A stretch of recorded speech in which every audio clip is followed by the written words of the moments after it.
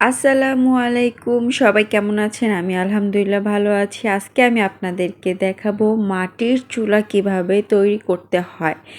এখন অবশ্য সচরাচর মাটির কারুকাজ খুব কম বললেই দেখাই যায় না, খুব কম। আর মাটি দিয়ে জিনিস বানানোর প্রতিভাও সবার মাঝে থাকে না। আগে তাও কিছু মানুষের ছিল, কিন্তু এখন মানে মাটি কি, অনেকে তো মাটি কি তাই জানে না, যে মাটি দিয়ে কিভাবে কি করতে হয় সেটাও বলতে পারে না।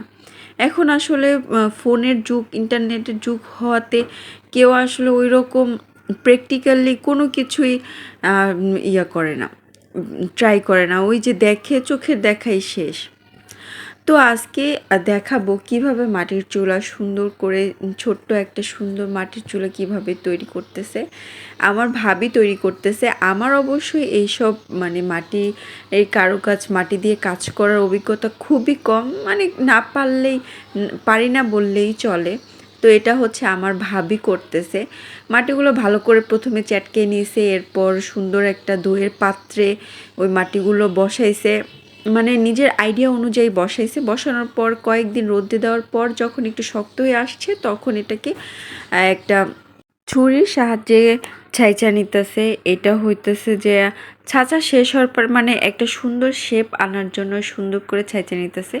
তো এটা যেহেতু আঠালো মাটি না, এর জন্য এটার মধ্যে অনেক বালিকণা আছে। তো এই সুন্দর মতো শেপ না হওয়ার কারণে জায়গায় জায়গায় যেহেতু কণা আছে, এর জন্য ও জায়গায় জায়গায় খোঁতা খোঁতা হয়ে যেতেছে। তো ভাবি করতেছে কি, এটার মধ্যে কি মাটি দিয়ে দিয়ে ভরাট করে সুন্দর করে এই চুলাটা তৈরি করতেছে। ভাবি এর আগেও একটা চুলা তৈরি করছে, সেই চুলাটা দেখে অনেক ভালো লাগছে। এই চুলাটা হচ্ছে যে আমার মেয়ের জন্য করতেছে।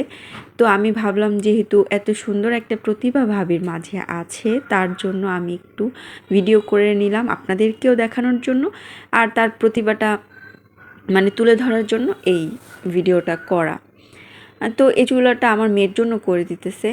আর ভাবি বলতে হচ্ছে এটা আমার জাল জাল বললে ভুল হবে, সে আমার ভাবির থেকেও অনেক কাছের একজন। আমরা দুজন খুব কি বলবো, আমরা দুজন খুব ভালো একটা সম্পর্কের মধ্যে আছি। তো সবাই আমাদের জন্য দোয়া করবেন, যেন আমরা সারা জীবন এমন দুই ভাবি না, বোনের মতো থাকতে পারি। সরি, দুই জাল না, দুই বোনের মতো থাকতে পারি। সবাই আমাদের জন্য দোয়া করবেন। তো এই তো চুলাটা দেখতেছেন কত সুন্দর করে ছাঁচা শেষ। তো ছাঁচা শেষ হওয়ার পর হচ্ছে যে এটাকে আবার লেপা হইতেছে, যেন লাস্ট পর্যায়ে অনেক সুন্দর দেখতে, দেখতে সুন্দর চকচক করে। তার জন্য এটাকে চুলাটাকে লেপে দিতেছে। সামনাসামনি দেখতে অনেক সুন্দর লাগলেও ক্যামেরার মধ্যে এত একটা ভালো লাগতেছে না, কিন্তু সামনাসামনি মাশাল্লাহ অনেক সুন্দর হয়েছে। ভাবির হাতের কাজ অনেক সুন্দর। তো এই ছোট্ট সুন্দর চুলাতে আপনারা যদি রান্না দেখতে চান, অবশ্যই কমেন্ট করে জানাবেন কি রান্না দেখতে চান, সেটাও কমেন্ট করবেন। আর হ্যাঁ, একটা চ্যালেঞ্জ থাকলো, এই চুলায় যদি, এখানে যদি 50টার ওভার কমেন্ট চলে আসে, তাহলে আমি হচ্ছে যে এই চুলায় রান্না করব।